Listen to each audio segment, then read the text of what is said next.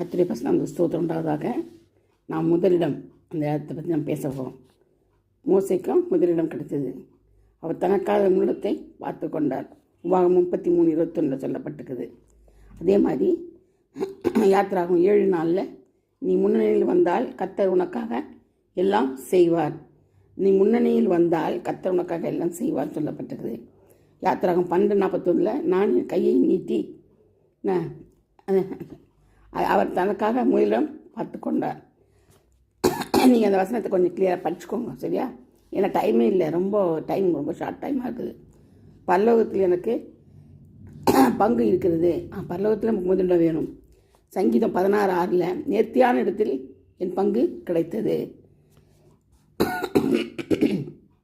யோவான் 10:42 நிலையான வீட்டை உனக்கு ஏற்படுத்தி சொல்கிறாரு. அது மட்டும் லூக்கா 10:42 கர்த்தருடைய பாதத்தில் இருப்பேன்.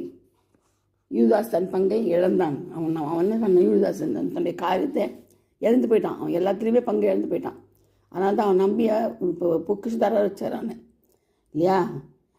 அப்போ கூட அவன் என்ன செய்யலாம், பிரயோஜனப்படுத்தி கொள்ள. அதனால் நம்ம என்ன செய்யணுமா, எல்லாவற்றிலையும் முதலிடத்தில் நம்ம இருக்கணும். எது இருக்கணுமா, முதல்ல விசுவாசத்தில் முதலிடத்தில் இருக்கணும்.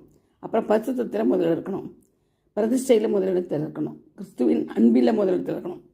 இந்த இதெல்லாம் நம்ம இருக்கும்போது தான் நம்மளுக்கு என்ன வரும், கர்த்தருடைய ஆசீர்வாதம் வரும்.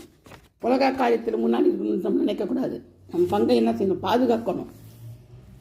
நீதி நியாயத்தை பாதுகாத்து கொள்ளணும், சரிங்களா? அதனால தான் சொல்லப்பட்டிருக்கு விசுவாசத்தில் முதல் பங்கு இருக்கணும்.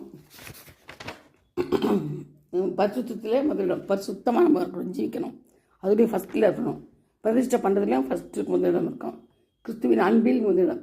அவருடைய அன்பில் நம்ம முதலிடத்தில் இருந்தோம்னா நமக்கு எல்லாவற்றையும் செய்ய வல்லவராக இருக்கிறாரு. கர்த்தருடைய பரிசுத்த ஸ்தோத்திரம் உண்டாதாக. ரொம்ப இருமலாக இருக்குது. கர்த்தர் தாமே நேற்று நைட்டு ரொம்ப இருமல், ரொம்ப கஷ்டப்பட்டேன். மூச்சு கூட விட முடியாது, திணறி போச்சு. நான் நினச்சே பார்க்கல. ஆனால் கர்த்தர் ஒரு வசனத்தை எனக்கு கொடுத்து அதுலேருந்து என்னை பாதுகாத்தார். நான் வெறும் கிருபை போதுன்னு சொல்லிட்டேன். ஆண்டவரே கிருபையாக இருங்கப்பா, கிருபையாக இருங்க. ஆண்டவர் முழுசாக ஒரு வசனத்தை சொன்னார். உன் பலவீனத்தில் என் பலன் பூர்ணமாய் விளங்கும். உன்னுடைய பலவீனத்தில் என் பலன் பூர்ணமாய் விளங்கும். கிருபை அது பதான் சொன்னது. அந்த வசனத்தை ஆண்டவர் சொன்னார். உன் பலவீனத்தில் என் பலன் பூர்ணமாய் விளங்கும் அப்படின்னு பாருங்க. அவர் ஞாபகப்படுத்தி வசனத்தை நமக்கு சொல்லி கொடுத்து நம்மளை ஆற்றி தேற்றி அரவணைக்கிறாரு, ஜீவனை கொடுக்குறாரு. ஒரு செகண்டில் நம்மளுக்கு ஆறுதல் தேர்தலையும் வியாதி விருதையும் தராரு. அப்படியேப்பட்ட கர்த்தர் நம்மளோட்டுக்கு நமக்கு என்னத்துக்கு பயம்?